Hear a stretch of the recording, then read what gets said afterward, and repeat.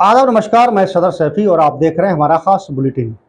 मुख्तार अंसारी को जहर देकर मारने का आरोप लगाने वाले उनके बड़े भाई अफजाल अंसारी ने सोमवार को कहा कि मरने से उनकी कहानी खत्म नहीं हुई है, कहानी अब तो शुरू हुई है।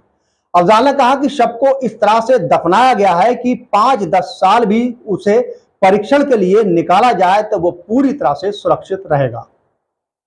उसके साथ अन्याय की पराकाष्ठा हुई है। सुप्रीम कोर्ट के आदेश तक कोई नहीं माना गया है। वहीं आईसीयू के सीधे किसी को कभी घर तक नहीं भेजा जाता है, वार्ड में ऑब्जर्वेशन के लिए भी रखा जाता है, लेकिन मुख्तार को आईसीयू से निकालकर सीधे जेल भेज दिया गया। गौरतलब है कि पिछले मंगलवार को जेल में हालत बिगड़ने पर मुख्तार अंसारी को बांदा के मेडिकल कॉलेज में भर्ती किया गया था, जहां कुछ घंटे तक आईसीयू में इलाज के बाद जेल भेज दिया गया। इसके अगले दिन दोबारा तबीयत बिगड़ी थी। जिला अस्पताल के डॉक्टरों ने इलाज किया। तीसरे दिन हालत इतनी बिगड़ी कि मेडिकल कॉलेज में मृत घोषित कर दिया गया। डॉक्टरों ने हार्ट अटैक से मौत की बात कही थी। वही मीडिया से बात करते हुए अफजाल ने कहा कि मरने से कुछ घंटे पहले मुख्तार अंसारी की अपने बेटे उमर अंसारी और बहू निखत से बात हुई थी। कहा कि बातचीत का ऑडियो हर जगह चल रहा है, उसे सुनिए। मुख्तार साफ कर रहा है कि 10 दिन से ना पेशाब हो रहा है और ना मोशन हुआ है। वह खुद से उठ बैठ भी नहीं पा रहा है। आईसीयू से निकलकर सीधे जेल भेजना डॉक्टरों का कह देना है कि उनका हालत बिल्कुल ठीक है। अगर ठीक थी तो 24 घंटे के बाद ही वह क्यों मारे गए। वहीं अफजाल ने कहा कि मुख्तार अंसारी का प्लांट मर्डर हुआ है, लेकिन कॉलेज के डॉक्टर, जेल के डॉक्टर, जेल प्रशासन, सरकार की तरफ से शादी वर्दी में घूमने वाले एलआईयू और एसटीएफ के लोगों ने पूरी योजना के साथ उनकी हत्या की है। उनका बिस्तर भी सुरक्षित किया गया है। वही हार्ट अटैक की बातें कही जा रही हैं।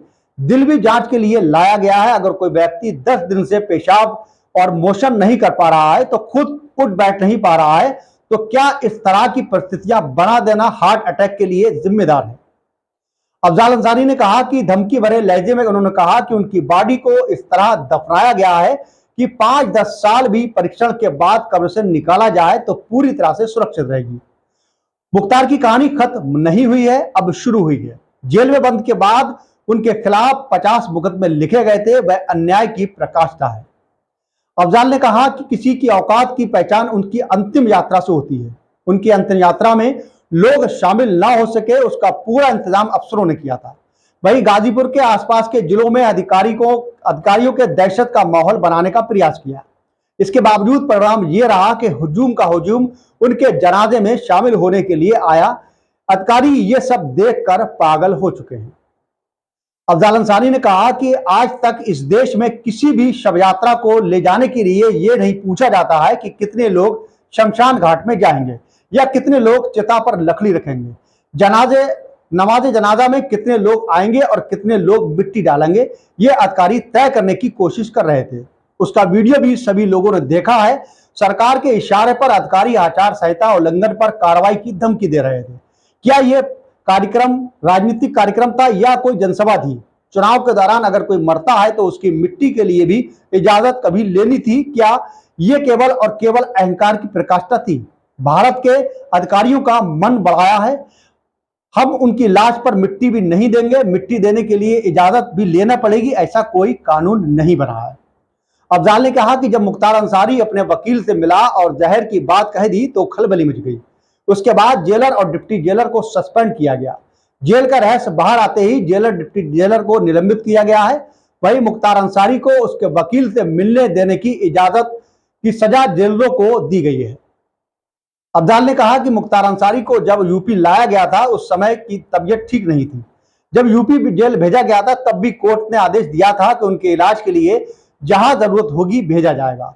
बाद में मुख्तार की सुरक्षा की समीक्षा का भी आदेश दिया गया। उसके स्वास्थ्य पर ध्यान रखने के लिए व्यवस्था करने के लिए भी निर्देश दिए गए थे, लेकिन किसी भी निर्देश को माना नहीं गया। आईसीयू में बेहद क्रिटिकल मरीजों को भर्ती किया जाता है। वहीं आईसीयू के बाद कुछ दिन वार्ड में रखकर ऑब्जर्वेशन किया जाता है, लेकिन आईसीयू से सीधे जेल भेज दिया गया। उनकी सुरक्षा को लेकर सुप्रीम कोर्ट में याचिका दी गई है। अब भी मामला पूरी तरह से चल रहा है। हम कानून पर भरोसा करते हैं।